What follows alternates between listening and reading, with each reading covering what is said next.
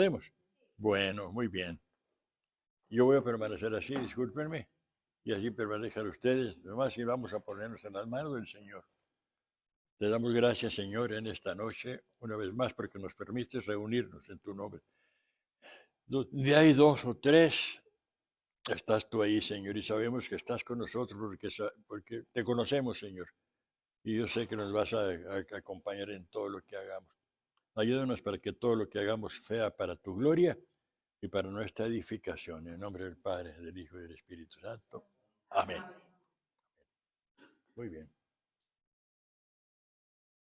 Anoche, este, pues tuvimos la introducción y yo iba a presentar estas láminas, pero hasta ahorita no vamos a poder hacer.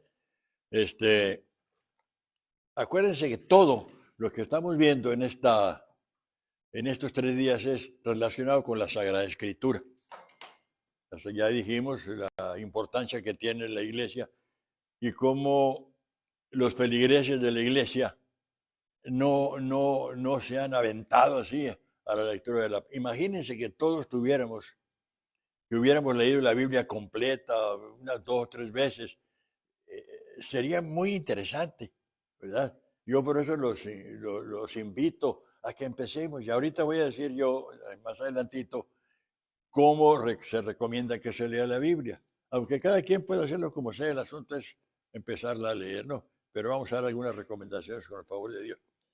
Y a través de los años, la Sagrada Escritura, por ser tan grande como es, por la trascendencia que tiene en el ser humano, este, se han escrito o se han traducido las Biblias de los originales a los idiomas normales de cada país, ¿verdad?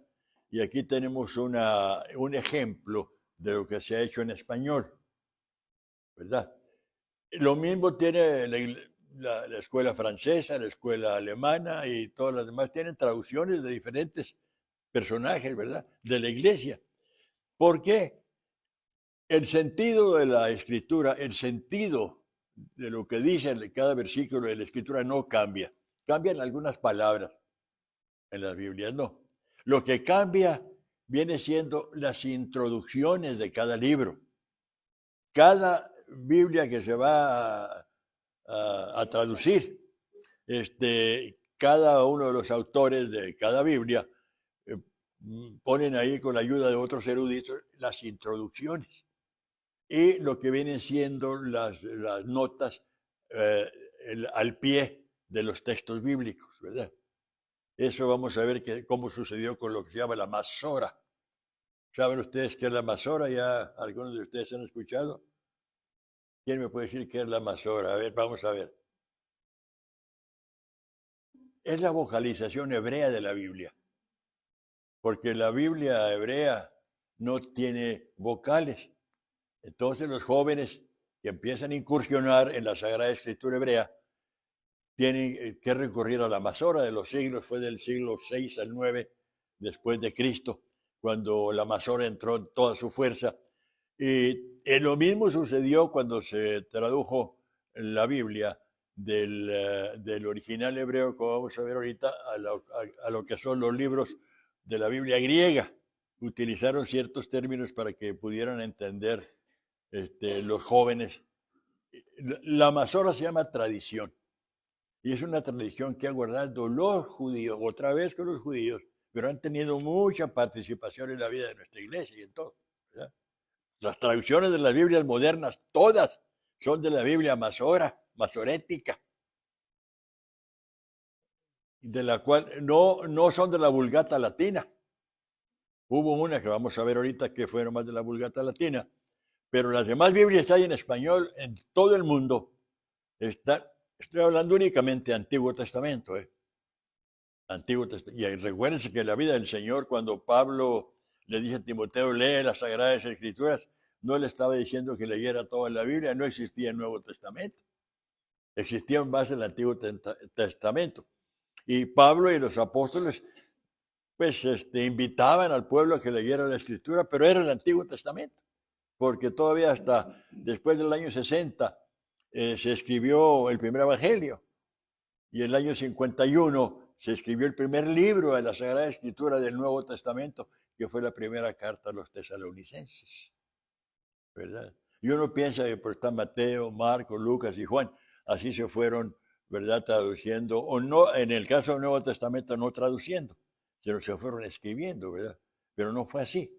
Después se fueron acomodando a través de los años. Pero ahorita vamos a ver, hermanos, lo que viene siendo eh, un historial pequeño sobre las traducciones de la Biblia, que es muy interesante, ¿verdad?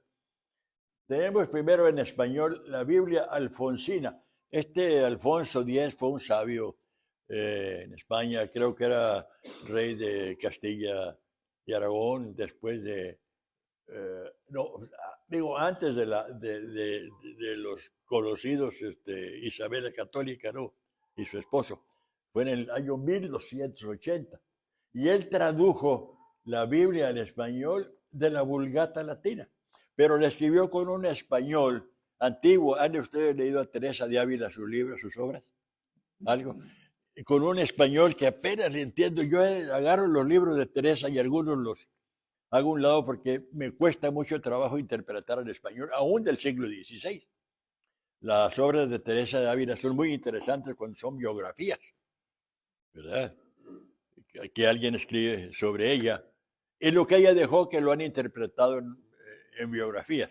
Pero lo que ella escribe es muy difícil de entender, ¿verdad? Lo mismo pasa con esta Biblia que se tradujo por primera vez para España, la Biblia alfonsina, que fue de la Vulgata latina. Vamos a ver así en la mañana un poco de la Vulgata, y ahora más como mencioné, que fue una traducción de la Biblia de, de los originales del hebreo Antiguo Testamento, ¿verdad? Por nada menos que por San Jerónimo, entre el siglo IV y el siglo V. Terminó él el 420, pero es una de las traducciones. Vamos a llegar a eso.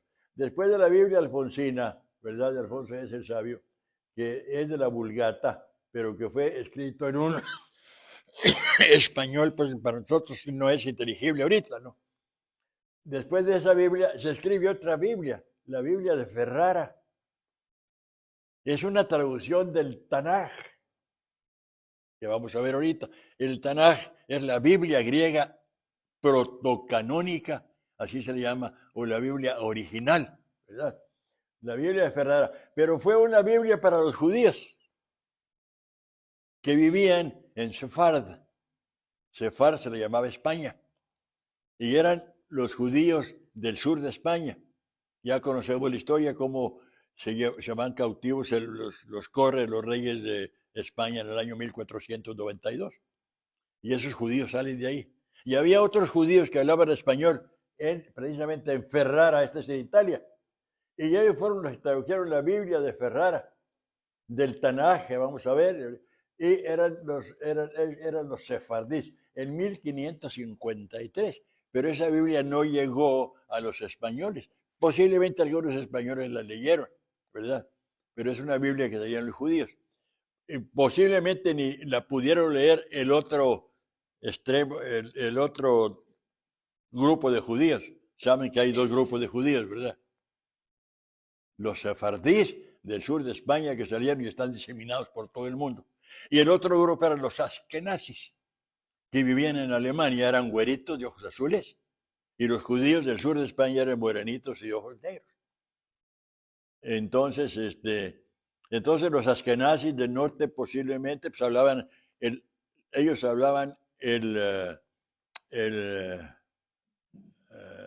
un dialecto entre alemán, ¿verdad? Y español, ¿verdad?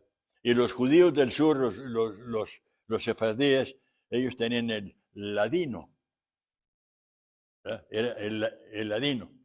Entonces eran dos grupos de judíos que pues tenían los mismos principios acerca de la Torah, pero muchas veces no se llevaban bien. Aquí en América Latina llegaron muchos sefardíes, que eran de España en 1492, irían algunos con Cristóbal Colón, y otros empezaron a llegar después. Y lo podemos ver en dos personajes de la publicidad mundial, que son judíos. Acuérdense que el judaísmo controla toda la publicidad mundial y toda la lana del mundo. Allá Dios sabe por qué, pero así es. San Francisco, no, Don Francisco o Don Panchito, él era el judío, pero chileno, y él es morenito, de cabello negro.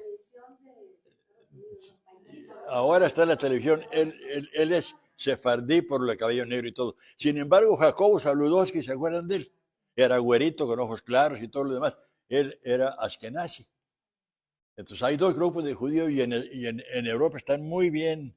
Los askenazis estuvieron en Alemania, Polonia, Ucrania, estuvieron en Rumanía, toda la parte este de Europa. Y los judíos, los sefardíes, estuvieron únicamente en España. Ya cuando salieron de ahí, se diseminaron por todo el mundo, porque esa es la situación del pueblo judío. Sale de un país, lo corren y se van por todo el mundo. Ellos pueden ser profesionistas muy grandes, pero cuando llegan a otro país no encuentran qué hacer porque ya los profesionistas son los nacionales de ese país. Entonces se les ha enseñado a los judíos, a todos, a aprender un arte manual o un arte que tú curtir pieles, sastrería, porque tú llegas a un lugar y empiezas a trabajar inmediatamente. Yo me acuerdo bien en el DF, el primer trajecito que yo tuve a la edad de 12 años lo compró mi madre en Peralvillo, que era en las sastrerías judías. Entonces vean ustedes qué interesante es la historia del pueblo judío, ¿verdad? Bueno, una explicación nomás para que veamos por qué es la Biblia de Ferrara, que fue una Biblia, ¿verdad?, traducida del Tanaj. Tenemos, después de eso, en 1553, viene la Biblia del Oso, de Casiodoro de Reina, que fue la primera Biblia en español muy buena. Esa misma Biblia pero esta ya fue la primera Biblia en español de los originales hebreos,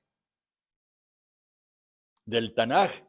Y esa se tradujo en el año 1569. Después, Reina, con otro señor se apellidaba Valera, en el año 1603, no lo pongo aquí, ellos lo que hicieron fue hacer una edición del 1560 a 1603, que es la Reina Valera actual.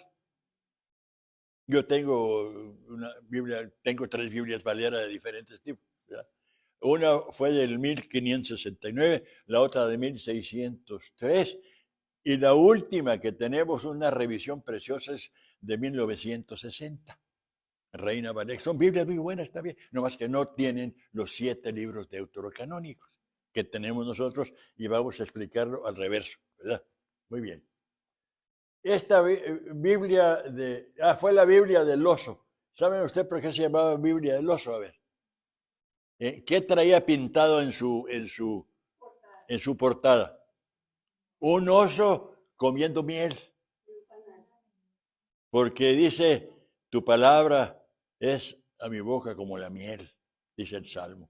Y habla de la palabra de Dios como la miel, ¿verdad? Y créanme, hermanos, que cuando el Señor se revela a través de la palabra, sentimos más que miel.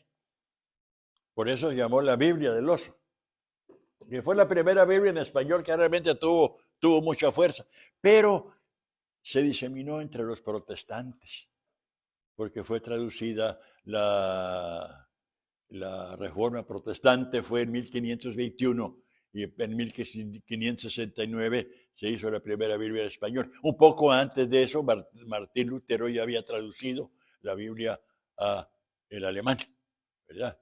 Pero sin incluir los 7 libros deuterocanónicos, ¿verdad? Y aquí como un paréntesis, de cuando él traduce del griego, Martín Lutero, al alemán, la Biblia, el Nuevo Testamento no quiere incluir la epístola de Santiago, la epístola universal. No la quería, porque era una epístola de obras, ¿verdad? Y el apóstol Pablo, todas sus epístolas, les escribió la fe, sin obras. Digo, la fe, la fe, la fe. Y entonces le dio mucha importancia a la fe, porque la ley judía estaba muy fuerte en su tiempo, y quería darle que la fe trascendiera. Cuando Martín Lutero ve que habría mucho de obras, porque dice Santiago, muéstrame tu fe sin tus obras. Y ahí escribió que hay que hacer obras, y así debe ser. Entonces después lo convencieron y ya metió la epístola de Santiago, que era ya canónica, la metió a lo que es el canon de la Biblia, ¿verdad? Muy bien. Entonces está fue la primera Biblia en español y todavía la tenemos con revisiones en 1960 de la masorética. Después de esta Biblia, Reina Valera, viene en español la Biblia Félix Torres Amat, que era también José Miguel Petisco, los dos le hicieron, pero se le atribuye a Torres Amat, pero no fue el que le escribió, realmente el que la tradujo fue José Manuel Petisco. Y ahí ha sido un detalle muy curioso porque se le atribuye todo a un hombre que era un sacerdote, era un obispo, ¿verdad? Pero realmente el seglar fue el que tradujo la Biblia, ¿verdad? Entonces, que fue en el año 1825 de la Vulgata Latina que ya había escrito San Jerónimo. Ya había traducido San Jerónimo de los originales al latín, porque la Vulgata Latina es Biblia latina y todavía se sigue usando en la jerarquía de la iglesia. Es la Biblia oficial de la iglesia. No está aquí, ayer la tuvimos, aquí grande, la Vulgata Latina, ¿verdad? Pero se editó mucho en ediciones muy grandes. Y esa Biblia ya era muy difícil de leer, la teníamos como de adorno. Pesa 10 kilos. Ahí está, ayer la vieron ustedes, pesa 10 kilos. Entonces, Félix Torres Amat fue la primera Biblia en español que realmente, pero era de la Vulgata y no era tan exacta como las Biblias que se traducen de la Masora, de la Biblia masorética. Después de eso, hasta 1944, el Papa Pío XII pidió que se tradujera una Biblia buena al español. Ya en este siglo pasado, de 1900 en adelante, empezó a haber una inquietud por la lectura de la palabra. Y entonces el Papa Pío XII, inmediatamente, en la misma guerra mundial, fue en 1900, la Segunda Guerra Mundial, le pidió a Nácar, es un apellido de Colunga, otro se llama Nácar Colunga, entonces fue la primera Biblia en español, más ahora, que empezó a leer el pueblo cristiano católico. Católico. Después de Nácar Colunga viene Bober Cantera, también una Biblia que tomó base de esto y la ampliaron un poquito. No el contenido de la Biblia, sino las explicaciones marginales y al principio y al pie de los textos. Bober Cantera fue en 1947. Después viene la Biblia Straubinger americana en 1944, también de la Masora, que es una Biblia, podríamos decir casi alemana, porque él es un alemán que vivió en Argentina y hace una de las traducciones de la Biblia. Está la Biblia de Jerusalén en 1967, de la Escuela Bíblica. Se van a Jerusalén una serie de eruditos franceses y españoles y en la Escuela Bíblica al mismo tiempo hacen sus traducciones. Pero los comentarios todos de la Biblia española son tomados de la Biblia francesa. Ellos no hicieron ningún comentario original, fueron los franceses y entonces los españoles tradujeron todos los comentarios y es lo que tenemos como resultado de esta Biblia, ¿verdad? No, la que vimos ahorita. Sí, vas en la de Jerusalén. No, está bien, sí. Ahora venimos a la Biblia de Jerusalén, una de las Biblias más conocidas en la actualidad. Una Biblia de estudio preciosa, ¿verdad? Fue editada en 1967 por la Escuela Bíblica. Fue la de comentario francés, precisamente. Ahora viene la Biblia latinoamericana, esa sí fue chilena, en 1972. Chile es un país muy adelantado, un país muy demócrata, un país muy... Hay mucho europeo en el sur de Chile. Alemania, en la Segunda Guerra Mundial se fueron tanto como Argentina, se fueron a Chile.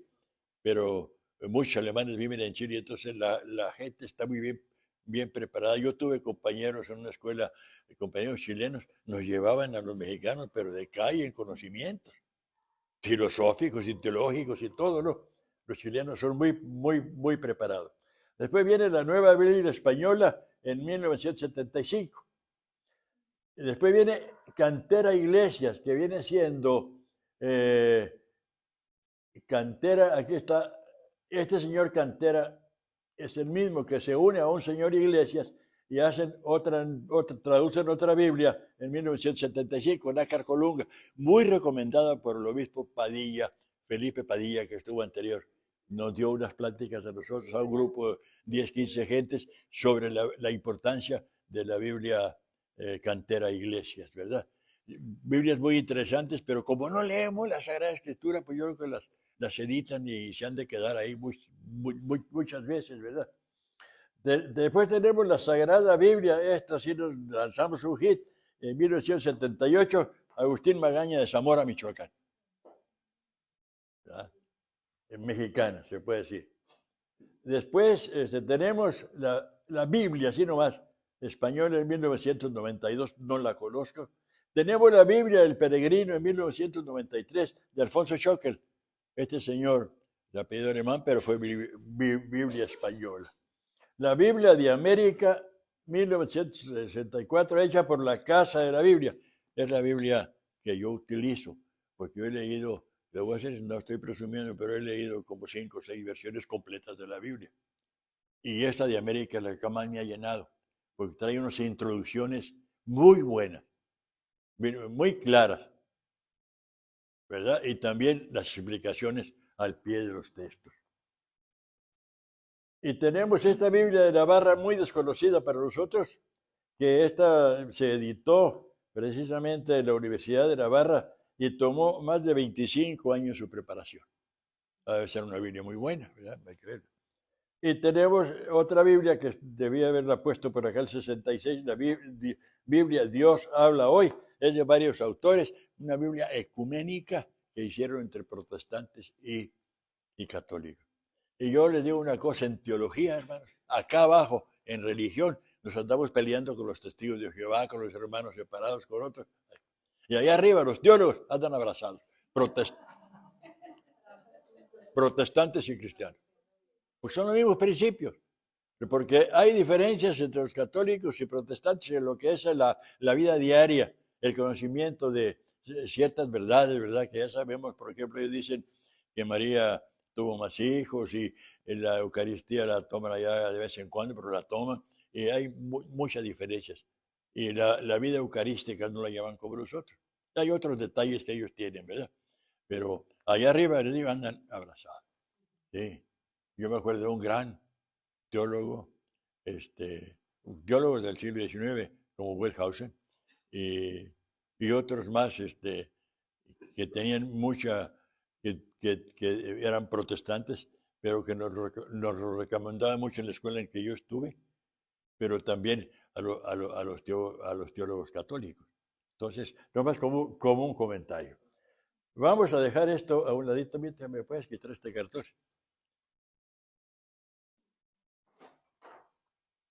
Y vamos a poner algo sobre la Biblia protocanónica, pero yo quisiera hablarles un poquito, aquí lo traigo yo.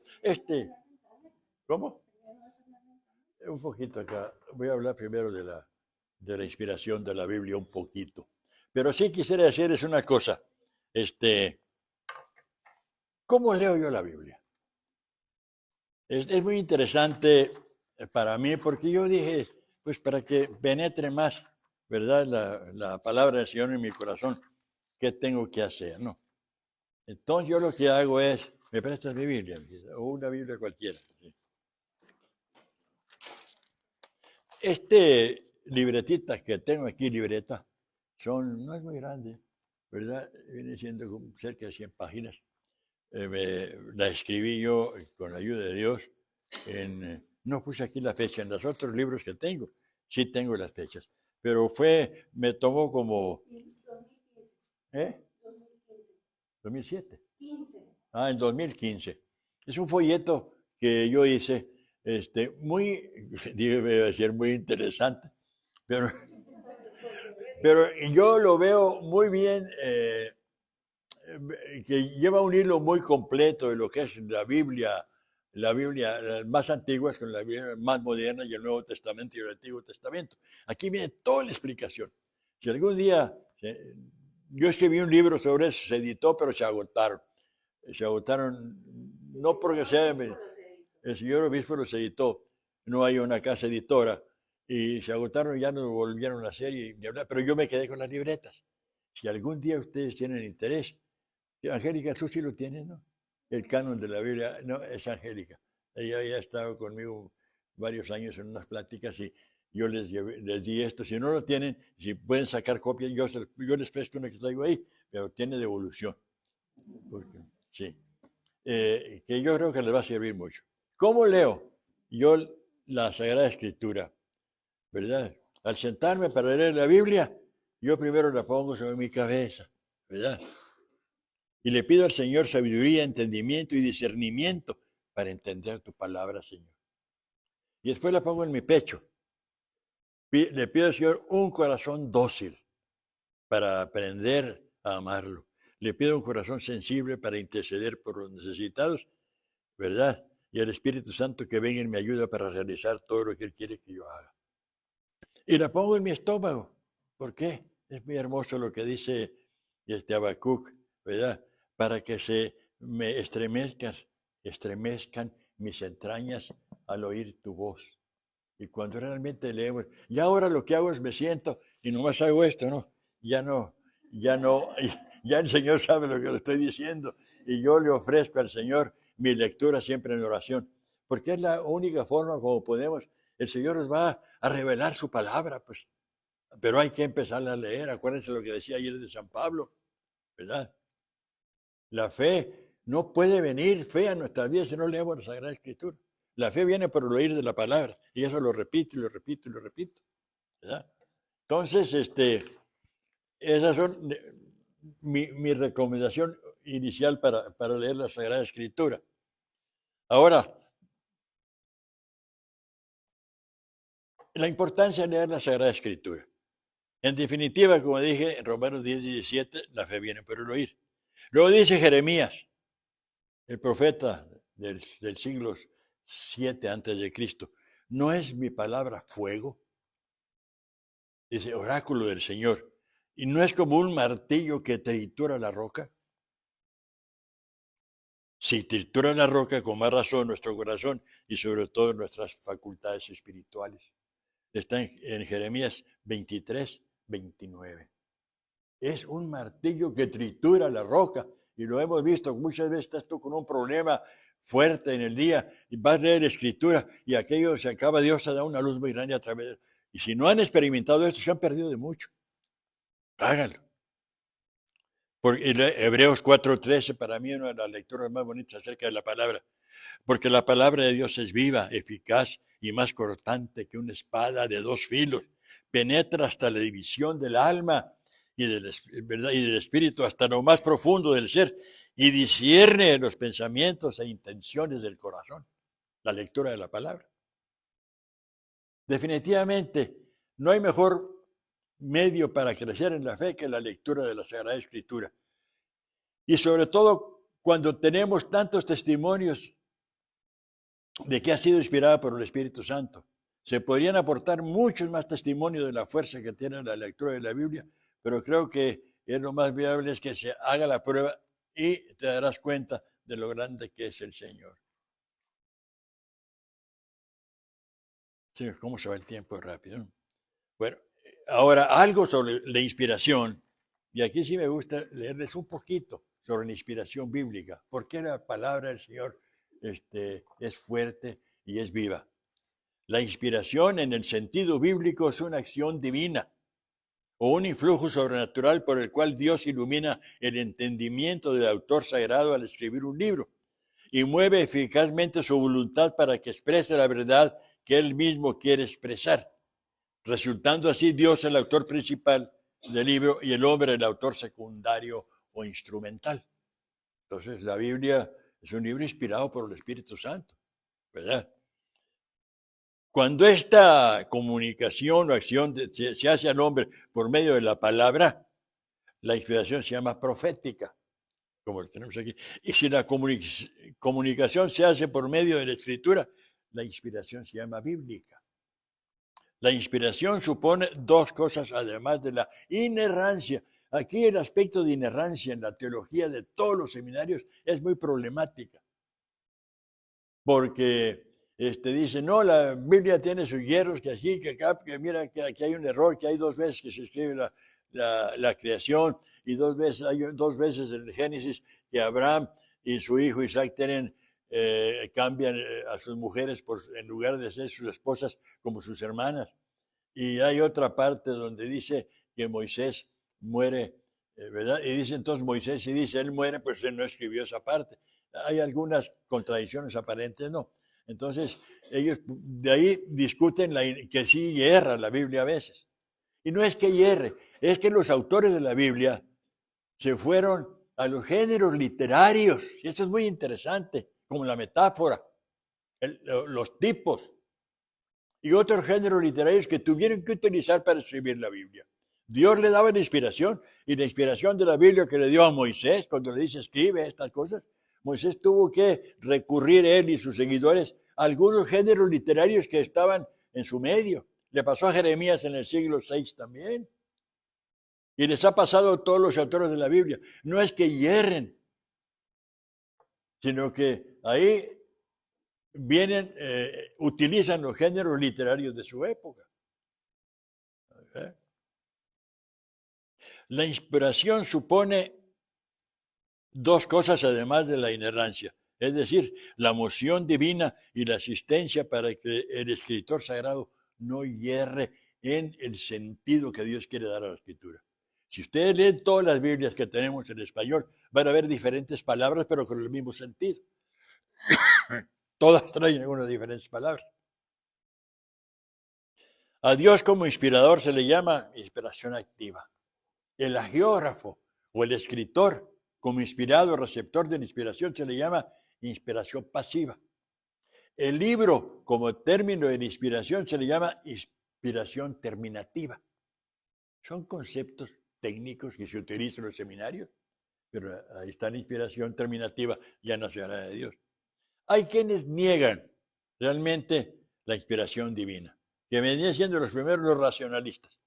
Si ustedes leen toda la historia de la filosofía, sobre todo moderna, a Descartes, a Immanuel Kant y a otros muchos autores filósofos, más aún los existencialistas, como fueron Soren Kierkegaard y Heidegger, Jean-Paul Sartre.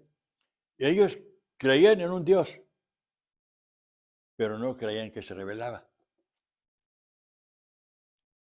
Ellos creen en Dios. ¿Cómo se les llama a estos, en los que creen en Dios, pero que no se revela? Empieza con D de dedo, a ver. Deístas. Deístas. El deísmo es, toda la filosofía está llena de deístas, que creen que Dios existe por lo que ven, la creación, la naturaleza, mi persona, cómo estoy constituido, tiene que haber algo, pero no creen que se revele, son deístas. ¿Y cómo se les llama a los otros que sí creen en que Dios se revela al hombre? Cambia nomás la D por la T. Teístas. Teos, en griego, Dios, que creemos que Dios se revela. Y ayer, cuando hablamos de revelación, habíamos comentado cómo algunos hombres que siguen el hinduismo y el budismo son en cierto sentido deístas, ¿verdad? Pero también comentamos, hay tres religiones monoteístas, teístas únicamente: el judaísmo, el cristianismo y el islam, o los maometanos, que creen en un solo Dios. Las demás son panteístas. Están los modernistas también, que dudan de la revelación.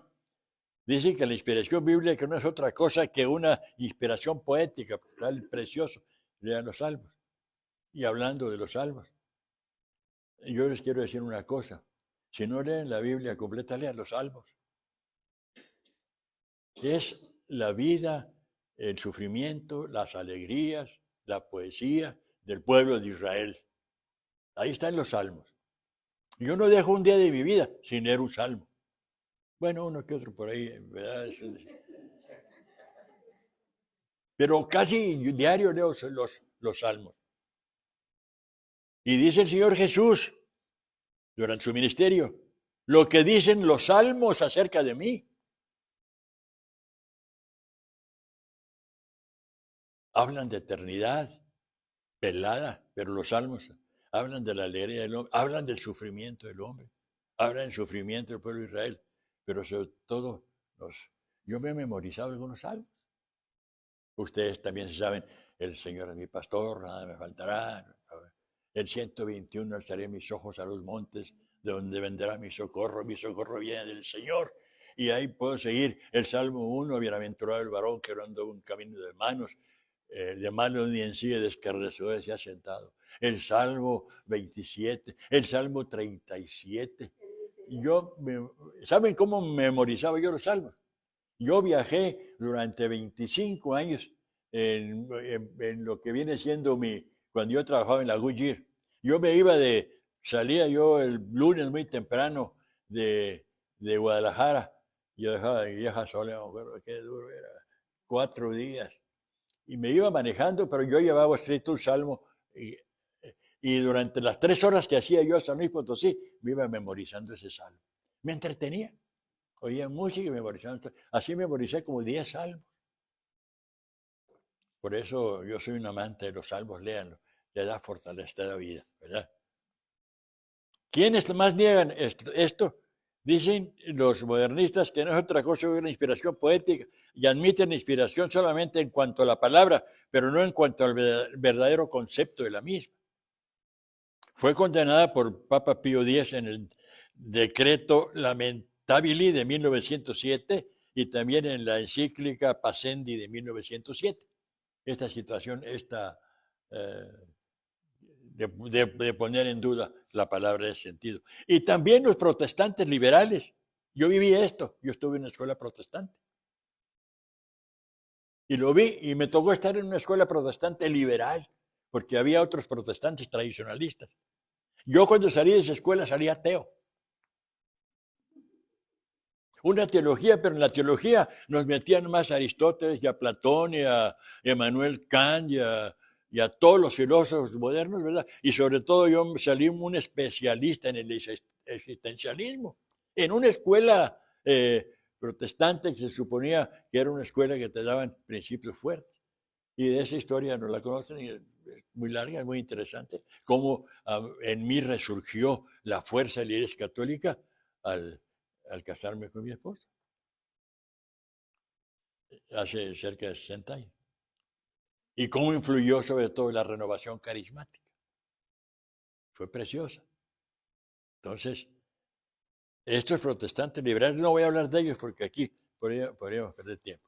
Vamos entonces, llegamos a la conclusión de que la inspiración de la Sagrada Escritura es real. Dios inspira. ¿Cómo se revela? Visiones, sueños, palabras audibles. Hay muchas formas de revelación del Señor. Ninguno de ellos dice. Jeremías dice, esto me dijo el Señor, hace esto y esto, pero no dice cómo se lo dijo. ¿Verdad? Entonces, la inspiración no sabemos cómo llega, pero llega. ¿Qué le pasó a Samuel? Samuel era hijo de una mujer que era estéril. Y la mujer estéril le pidió al Señor, dame un hijo y te lo voy a dedicar. Y entonces lleva a Samuel con Elí al tabernáculo del testimonio antes de construir el templo. Te lo voy a dejar, pero Elí no se ve que así, pero ahí lo dejó y lo puso en el tabernáculo en una casita al lado de él. Y una noche Elí oye una voz que decía, Samuel, Samuel. Eh, Perdón, Samuel oyó la voz. Y pensó que era Elí, que estaba en el cuarto siguiente. Elí, ¿qué quieres? Y otra vez, durante 3 veces fue con Elí y le dijo, mira, cuando vuelva a oír la voz, dile, heme aquí, Señor, aquí estoy. Y así fue, porque dice, no se le había revelado la palabra del Señor. Entonces, hermanos, hay un momento en que se revela el Señor. Y yo se lo digo sinceramente, a mí se me ha revelado. Y lo vemos en las cosas más sencillas. Yo tengo un testimonio de anoche y hoy. Vieja, cuéntalo. Una cosa sencillísima, pero vean lo que nos pasó. Se tronó la puerta, la cadena de la puerta eléctrica. Y yo siempre le hablo al mismo señor y no encontré el teléfono por ningún lado. Perdí 2 horas buscando el teléfono.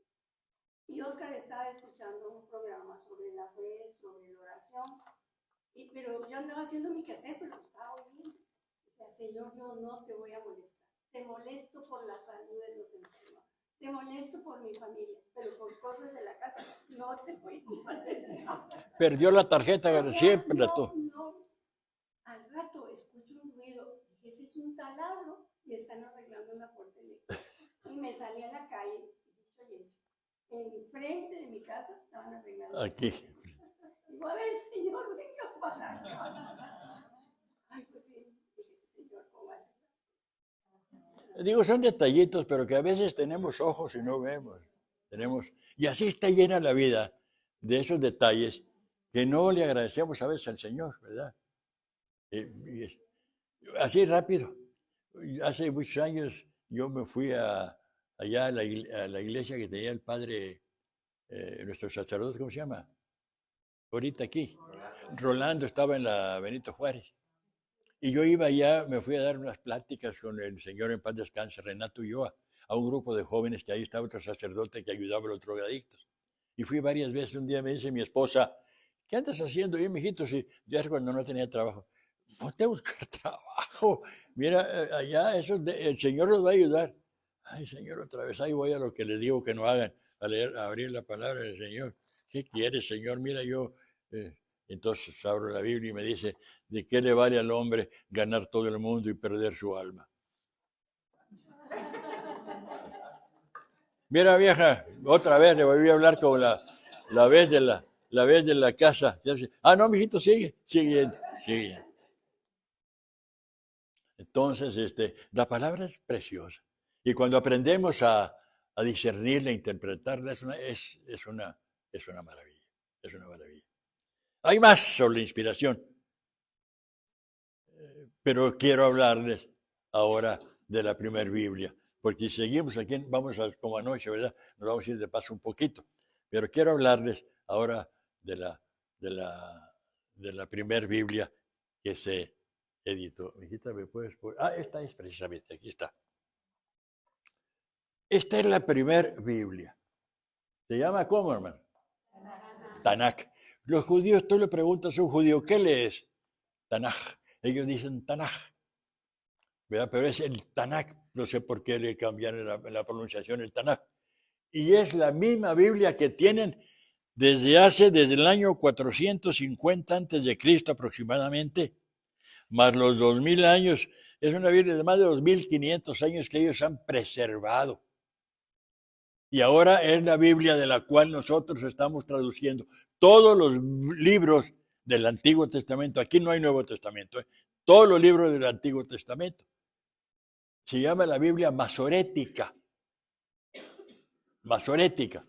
Aquí todavía no existía eso, aquí vamos a empezar a ver. Viene aquí en el cuaderno, si algún día lo puede, cómo los hombres de Dios, los hombres del Antiguo Testamento, empezando por Moisés, Dios le dijo, escribe estas cosas. Pero el primer escrito que hubo en la Biblia fueron las tablas de la ley escritas por el Señor. Los 10 mandamientos. Y luego el Señor, perdón, le dice a Moisés, escribe estas cosas que están pasando. Y Josué escribe otras cosas. Me van a perdonar. Y Josué escribe otras cosas.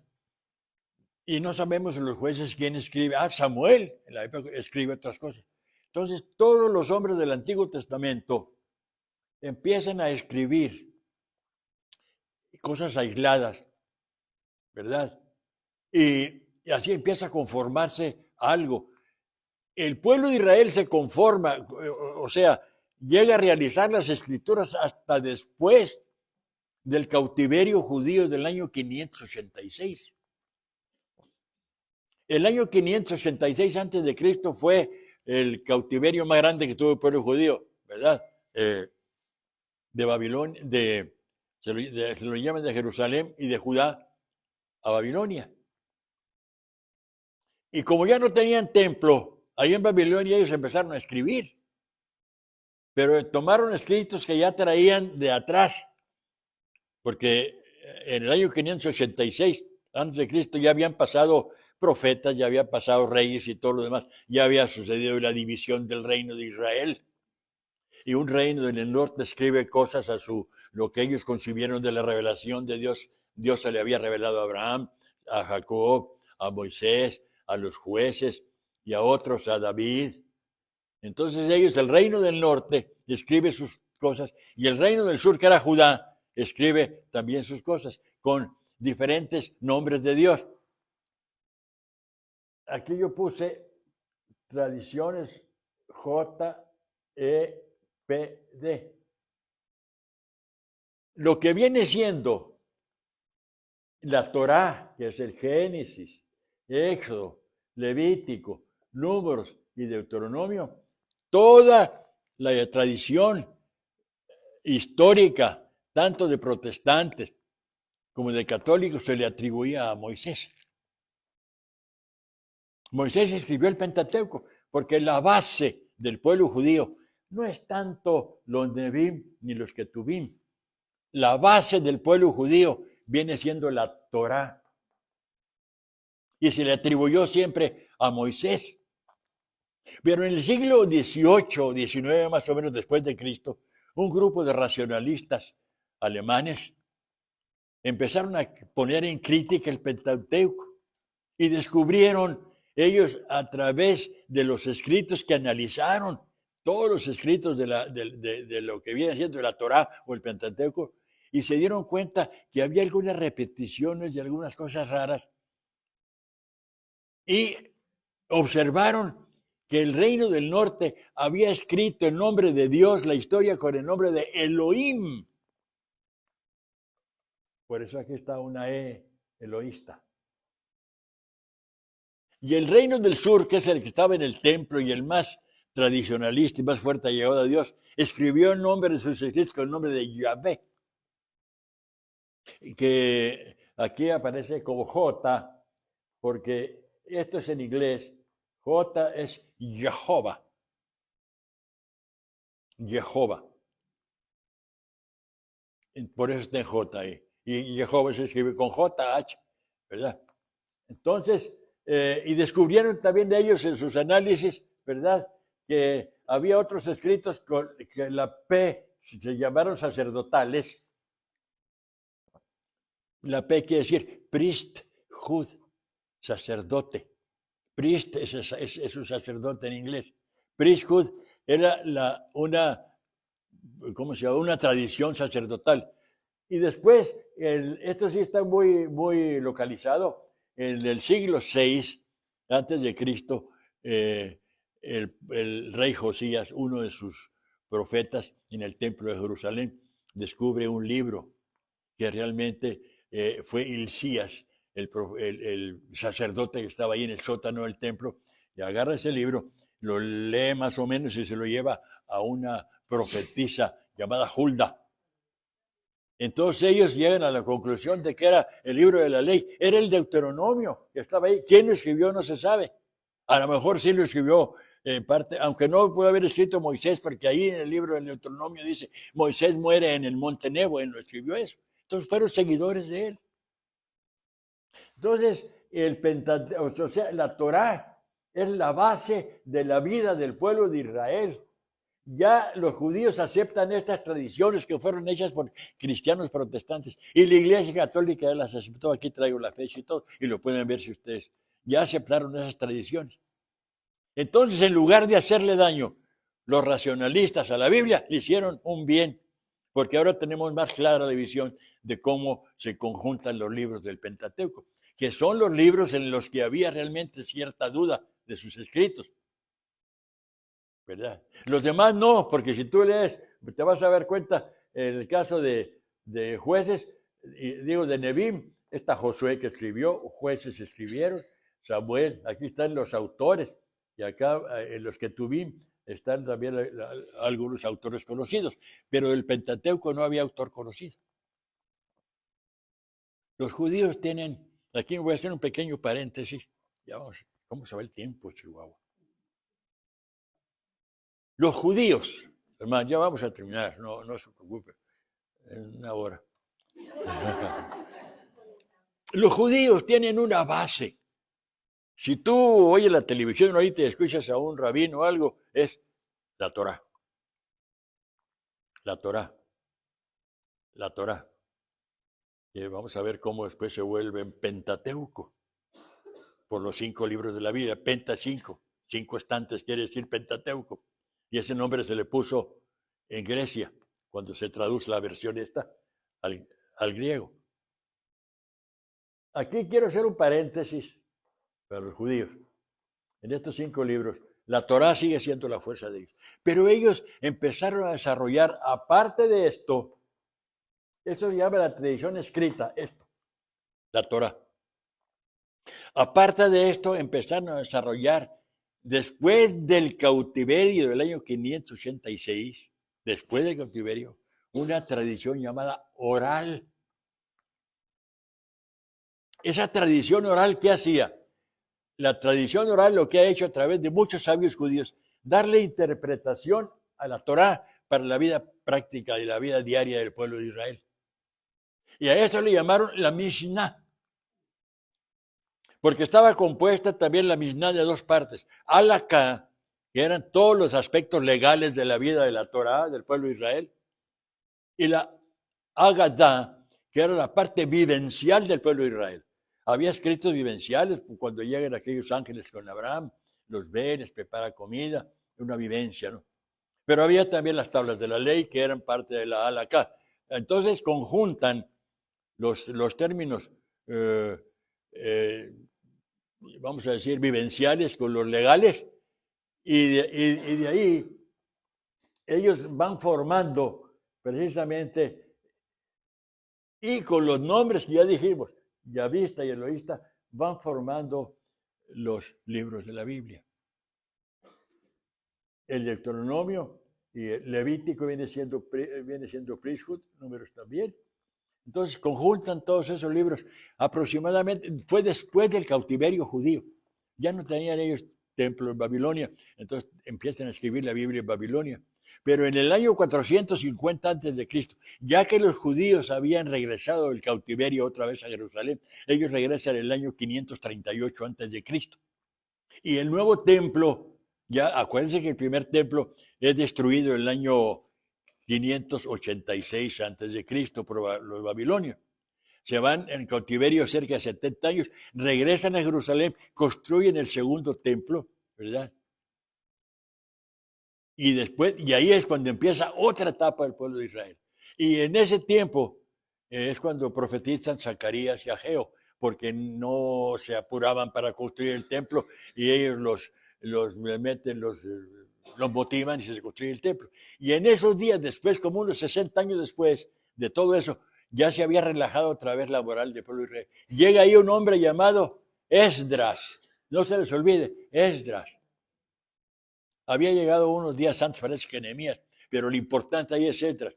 Y viendo el relajamiento de Israel después de haber regresado al cautiverio, se empieza a meter candela para reformar, para ser el pueblo de Israel genuino, que se llamaría Judá. Por eso el judaísmo moderno viene después del cautiverio de Babilonia. Habían influido mucho en Babilonia 2 profetas, Jeremías y Ezequiel, que fueron los que impulsaron realmente el cambio del pueblo de Israel a un pueblo vivencial. Dice, en lugar de un corazón de piedra vas a tener un corazón de carne. Si ustedes leen esas profecías, y vas a leer la profecía de Ezequiel en el capítulo 37, donde habla de los huesos secos, que es preciosa. Cómo Israel era un grupo de huesos secos y cómo el Señor lo revive a través de su Santo Espíritu. Entonces, regresa el pueblo ¿a dónde? Dije, a Jerusalén. Y ahí empieza. Sí. Pero regresa, se me había perdido se me va la onda. Esdras regresa unos años después. de la construcción de un nuevo templo. Y se da cuenta del relajamiento del pueblo. ¿Y qué hace Esdras? El día que leen el libro de Esdras les va a dar algo de inquietud y corajito. ¿Cómo es posible que Esdras le haya dicho a la gente que estaban casadas con paganos, tú tienes que dejar a tu esposa pagana y a tus hijos y te vas a casar con una judía para reformar el pueblo? Esdras le tocó la reforma grande, la última reforma del Antiguo Testamento, grande del pueblo de Israel. Tuvieron que dejar esposas, dejar hijos, dejar familias para que pudieran ser judíos verdaderos. Mucha gente no sabe esto, y es muy interesante cómo ese pueblo se ha formado en esa forma tan dura y tan drástica. Pero los que realmente se convirtieron al Señor ahí, se casaron con mujeres judías. Y ahí empieza lo que es la reforma fuerte. Entonces, Esdras fue el que... Pero ¿cuál fue la importancia de Esdras, hermano? La importancia de eso estriba que él fue el que conjuntó todos los libros del Antiguo Testamento que estaban diseminados y él es el que conforma el primer canon de la Biblia, sobre todo con la base en la Torá. Pero también Esdras recibe documentos de los Nebim. Torá, ¿qué quiere decir, hermano? ¿Por qué le llaman Tanaj? T-N-K. El Tanaj es la Biblia hebrea.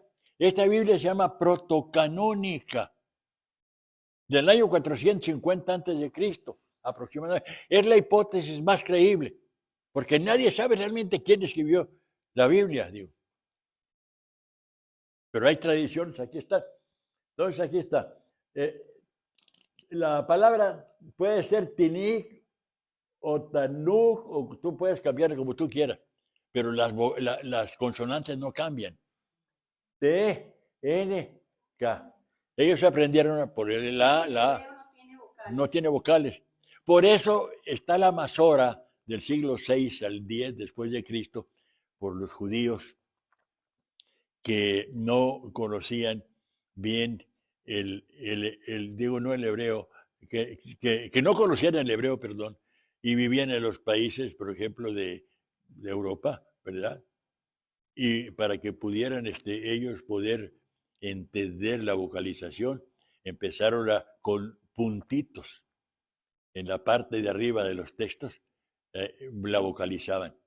Y se llamó Masora Parva. Después viene la Masora Magna, que estaba en los costados otras puntuaciones para explicar cómo se vocalizaba. Y por último, la Masora Finalis, que le escribían al pie de los libros y al final de los libros también, dándole una explicación a los jóvenes de cómo debían leer la Biblia porque eran puras consonantes. Eso quiere decir, Masora quiere decir de derecha a izquierda. Así es. Entonces ya más o menos quiero que entiendan los conceptos. Va a ser difícil entender todo esto, pero los conceptos, ¿no? El Tanaj quiere decir la Biblia, y es la misma Biblia de la época de... Porque ahí pasa por una historia muy curiosa esto. Ya nos vamos. No, pensé. Esto pasa por una historia muy curiosa, ¿verdad? Todos estos libros después se traducen al griego y entonces ahí cambia un poquito la situación. Y esto lo vamos a ver mañana. Pero yo quiero aquí decir rápido, los Nevim, miren, ¿cuántos vendrían siendo los libros de la Biblia hebrea? 24 libros. ¿Por qué? El Génesis son 5 libros, pero los Nevim se dividen en 4 anteriores y 4 posteriores. Los anteriores son Josué, Jueces, y aquí juntan ellos, los hebreos, en el Tanaj, primera y segunda de Samuel, y está junto en un libro, primera y segunda de Reyes. Y vean esto, los profetas posteriores son Isaías, Jeremías, Ezequiel, y los 12 profetas menores están en un solo libro. Después vienen los que tuvimos escritos poéticos, ¿verdad? Salmos, Job, Proverbios, Megilot, y Todos los libros, así como están aquí, forman, vienen siendo 24 libros. Vamos a ver cómo en la Biblia griega son 39 libros, porque hay una separación entre primera y segunda de Samuel, y había de primera y segunda de Reyes también, primera y segunda de Crónicas también, y esos 12 profetas menores también se diseminan en toda la Biblia. Y nuestras Biblias actuales están basadas en la Biblia griega, que vamos a ver mañana. Hermano, no se enfadaron con estas cosas, porque, ay, qué bueno, porque son muy técnicas, ¿verdad? Yo quisiera hacer Babi echar la plática, pero pues, no sé cómo la tomen, es como una enseñanza. Entonces, más o menos captaron cuál es el Tanaj. Este mismo Tanaj lo tienen en la Masora de los 6 al 9 después de Cristo. Hay dos originales del Tanaj hebreo. Uno está en Leningrado, en la universidad, creo que es el Hermitage, en Rusia, y otro original está en la Universidad de Cambridge, en Inglaterra. Y de ahí se han sacado traducciones que tiene el Vaticano y que tiene la Iglesia Protestante y que tiene todo el mundo. Y ahí se han sacado el Tanaj, los originales del Antiguo Testamento que tenemos en las Biblias al español y en alemán y en francés y todo. De las mismas bases, el Tanaj, que sigue, que el Tanaj pudo seguir adelante por la tradición llamada Masora, los masoretas. ¿Alguna pregunta?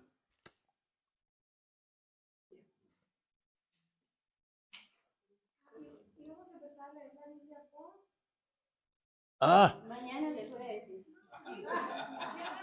sí, ya van a ser las 9. Sí, no, los salmos hay que leerlos diario, siempre. Lo que hay que aprender, dice aquí, nos da una orientación sobre cómo empezar por el Nuevo Testamento. Pero mañana lo vamos a ver. Hermano, aquí, se los digo, así rápido, nomás. No más. Y viene aquí algo sobre la lectio divina, capítulo también muy interesante en lo que es la tradición de la iglesia. Viene aquí algo sobre la lectio divina, que cómo empezó desde la época de San Jerónimo, pues, y de los grandes padres de la iglesia. Hay tanto que hablar. La tradición ha seguido yendo adelante a través de la propia iglesia. Hermanos, les iba a recomendar, no lo traje hoy, un librito que he estado leyendo, que es muy viejo, pero quiero que lo lean. No podemos nosotros como católicos dejar de leer las florecillas de San Francisco. ¿Lo tienes, Elia?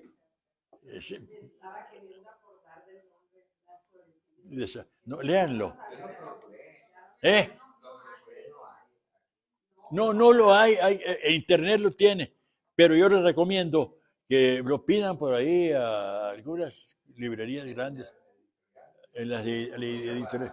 ¿Saben por qué? Ahí van a ver, se van a dar cuenta de lo que es lo que ha tenido la iglesia, los santos, a Santo Tomás de Aquino, de la misma época precisamente de más o menos de San Francisco, y San Bernardo que estuvo hasta las cruzadas. Teresa de Ávila, pero yo estoy asombrado con la florecilla de San Francisco. Yo leí ese libro hace como 40 años y se me había olvidado, lo tengo todo deshojado, ahí se lo estoy leyendo, pero ahora sí lo estoy viviendo. ¿Cómo es posible que el santo se pusiera a orar y se levantara hasta 3 metros en levitación? Y Fray León lo quería agarrar porque quería agarrar algo de San Francisco, levantado, levitando en oración. Y no él, otros santos lo hicieron también, como Teresa de Ávila. Y Teresa de Ávila le dice una vez a una de las monjas que iba con otra, no vuelvan a entrar cuando yo estoy orando. Hermano, dígame si no se sigue revelando el Señor. Ignacio de Loyola, el fundador de los jesuitas, qué maravilla. Y tantos hombres, Dios no nos ha dejado solos. Nosotros y no oímos, ¿verdad? De ojos y no vemos. Y yo he dicho, no oímos y no vemos. A veces se equivoca uno. Hermanos, gracias por su asistencia. Espero que no me falten mañana, ¿verdad? Que va a ser la. Dígame, revelación, sí.